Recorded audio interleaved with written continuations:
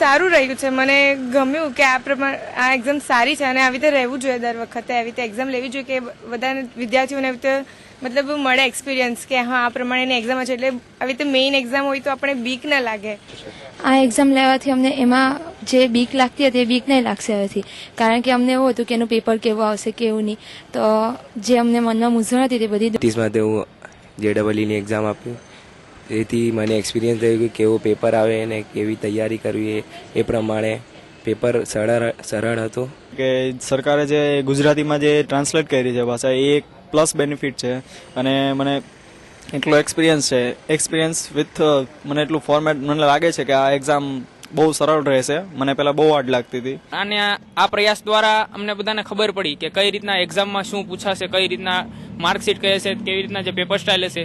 ને ઘણો આનંદ થયો કે અમારા સુરત શહેરમાં પણ સંદેશ ગ્રુપ દ્વારા આવા ટ્યુશન દ્વારા આવા પ્રયાસો થાય છે અને આવા પ્રયાસો હંમેશા થતા રહેવા અમે વિદ્યાર્થીઓની એવી લાગણી છે.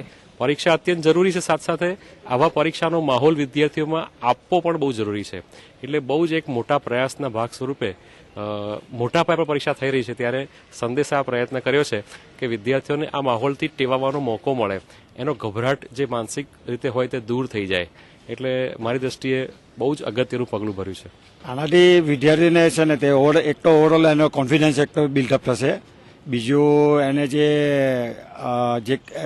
એક્ઝામ ડર જે હતો તે એનો ડર એમને પોતાને નીકળી જશે.